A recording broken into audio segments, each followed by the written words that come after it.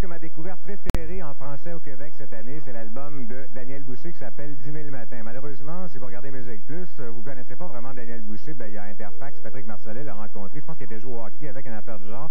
Et c'est un bonhomme de 27 ans. Il a une voix qui rappelle un peu celle des intonations un peu à la Michel Rivard. On l'a comparé à Beau Dommage. Moi, je trouve pas trop, peut-être à cause des intonations. Il n'y a pas deux chansons pareilles sur l'album. C'est quelqu'un de très franc. Il fait de beaux textes. C'est un raconteur. Il le fait avec humour. Et on sent qu'il a eu du plaisir. Moi, je vous le conseille.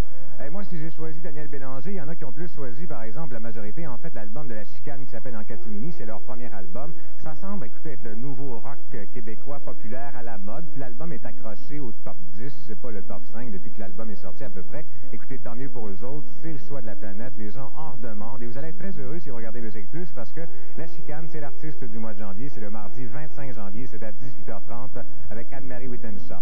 Moi, j'aime mon rock un peu plus relevé, par exemple, et j'aime surtout Gros Mené avec leur premier album qui s'appelle Tu ce drum, Pierre Bouchard.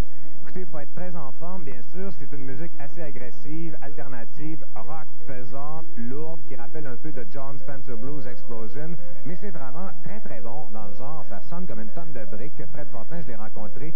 Et il dit, ah oui, tu trouves que ça sonne bien? Nous autres, on a mis ça dans le tapis, les amplis, puis on a enregistré. Ben, c'est une excellente solution. Et les textes, j'aime bien, c'est assez vulgaire. Écoutez, les types de chansons, c'est plot, graine, bobette, mais il n'y a pas un Dr. Dre capable de faire des paroles de même. Là. Fred Fortin est capable aussi. Royal Hill avec leur Super Maxi, c'est un groupe qui fait déjà partie de la deuxième génération d'artistes hip-hop au Québec, 4 Montréalais, des textes à portée sociale. Et aussi, je dirais qu'ils sont peut-être un peu moins accessibles que Dogmatique, mais peut-être un petit peu moins noirs que Sans Pression, qui se situe peut-être entre les deux. Une réalisation très, très professionnelle. Moi, je vous le conseille fortement. J'ai adoré ce Super Maxi-là. Aussi l'album de Marat Tremblay, le Chihuahua.